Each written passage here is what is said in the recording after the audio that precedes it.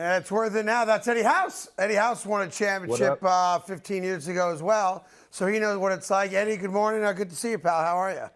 I'm good. Good morning. Thanks for having me. So how about when you go back to Boston next season and that first game at TD Garden, the starting five of the Boston Celtics will have contracts worth over $1 billion now that Tatum has gotten his money. Brown, of course, got the extension first. You know about the other contracts, the first ever $1 billion lineup, starting lineup in NBA history. Your thoughts on that?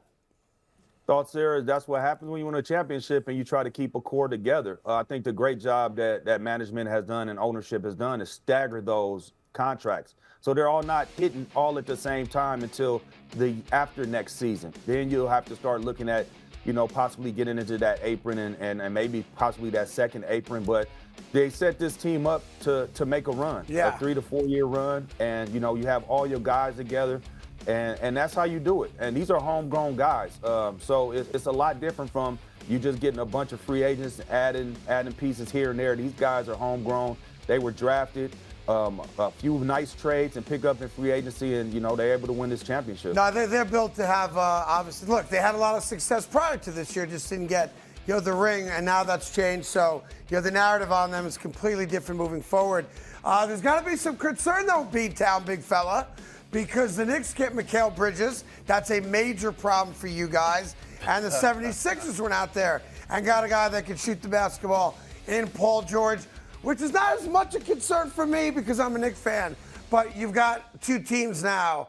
I think, all subjectivity aside, are nipping right at the Celtics' heels. So even if I want to have some grace here and give the Celtics the number one spot because they are defending champions and they were the best team all of last year, boy, the Knicks are right there. The Sixers are right there. And it's anybody's conference to win, right? No, it's not. What? It's the Boston Celtics. It's the Boston Celtics conference to lose. Okay, that's where it's at. And as far as the Knicks, you talk about the Knicks are still far away. Oh, I think the Mikal Bridges trade. Okay, that sounds good. Now you done shored up your perimeter, signing OG. Now you got really good perimeter defenders, and that's really what they're gearing up for. But losing Hartenstein, man, that is losing that brother. That's a brother. You told me that's a brother too. Losing that brother. He wasn't listening to me when I said it. I said you need Hartenstein. Yeah, that's gonna hurt because the Knicks, number one, were a pound you on the glass type team. He was a guy you never had to run a play for. He did all of the dirty work. Now he's gone. I think OKC came up like a fat rat because that's exactly what they were missing. They were missing the size. They were missing physicality on the inside. They got a whole lot better, I think. I know it's a tough Western Conference, but I think that hurts the Knicks. Hartenstein not going there, to me, that was like more of a key to try to bring back. I know it was almost impossible, but losing him is going to hurt. Now but I think, Eddie, sometimes what we do as fans is we inflate or overvalue guys because they play for us. And I think when you look at Isaiah Hartenstein, who is black. Yes, you got that right. Wait, when you look at Isaiah Hartenstein, I think we talk about him like he's the second coming of Patrick Ewing. Like he's not. Come on. He's an 8-8 guy, and that's the best year he ever had. Now, I agree with the grit and the dirty stuff. I should say dirty, like the blue collar mentality, getting offensive rebounds, giving the Knicks second chances and all that. But let's not make Isaiah Hartenstein into the second coming of Alonzo Mourning. Like he's not. No, that's not what I'm saying. I'm talking about he was a star in his role with your team, and now he's off of that. I don't know who you guys replace that with. Mitchell Robinson has injury issues, right? We've seen him have injury problems. But that makes y'all a little thin on the front line. That's the only thing that I'm saying. And the way that you guys play was physical basketball, pound the glass, win the rebounding war, and you guys just lost one of your best rebounders. All right, let me go to Philadelphia. Obviously, they go out and get Paul George. We can talk about that deal being worth it or not another day. But Paul George, if he's anything, he's still a guy that can make baskets. He's still an offensive threat, even at 34 years old.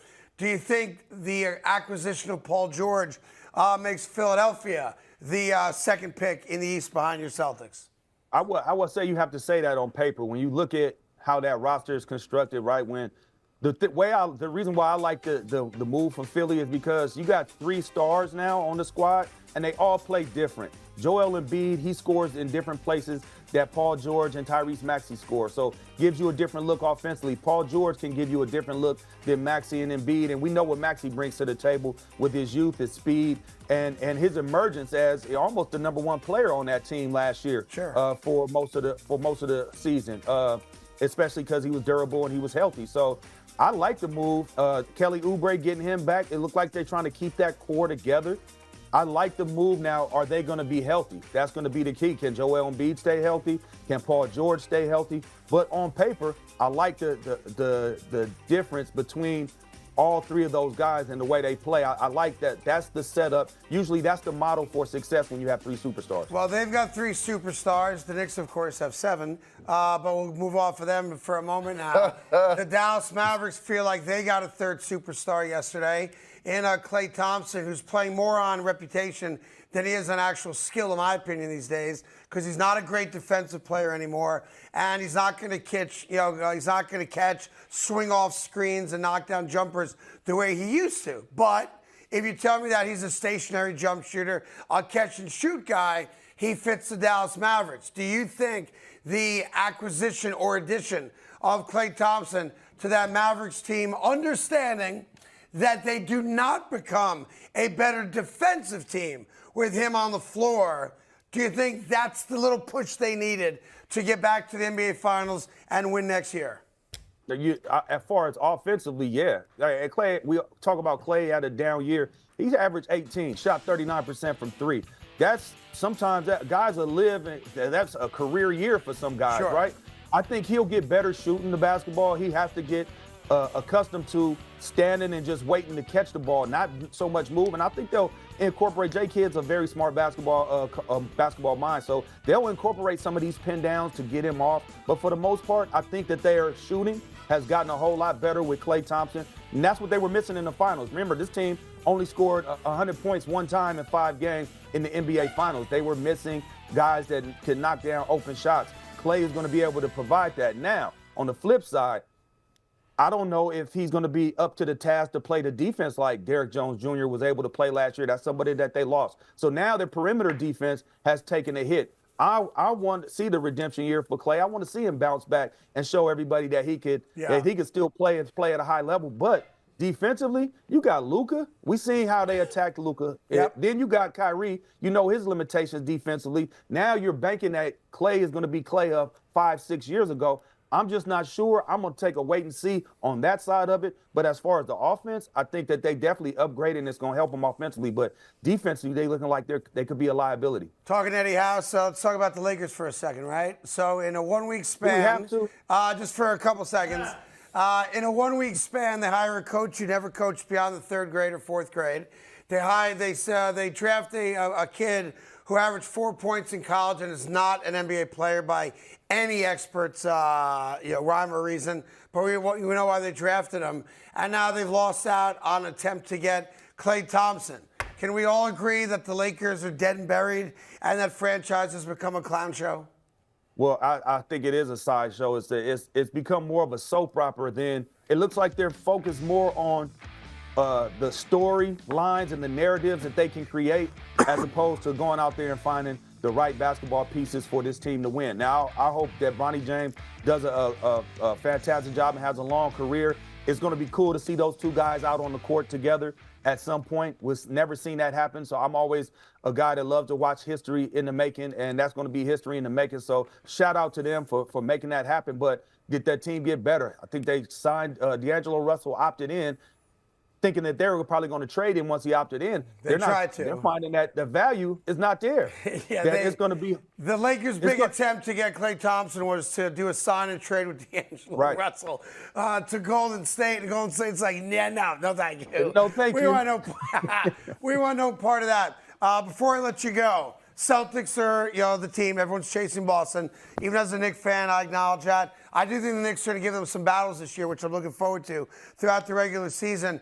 But top of your head right now, knowing that there's going to be more movement by teams, some household names are still up for grabs, some trades will happen.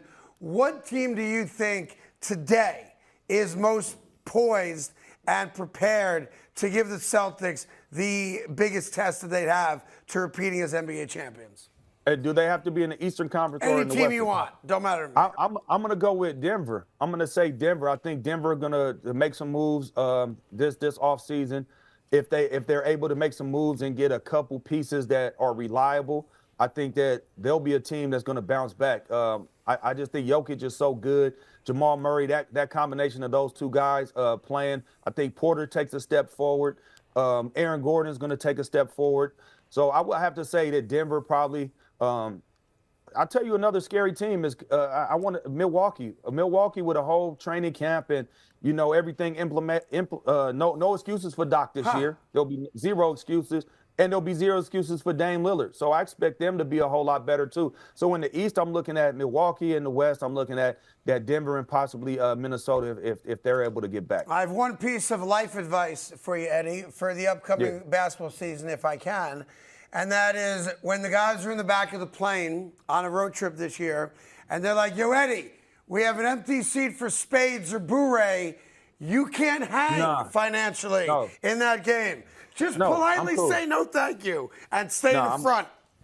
Oh, but that's where they at. They're in the front, so I'm going to go to the back. I'm going all the way to the back. They stay in the front. No, I'm not getting in that game. I'm cool.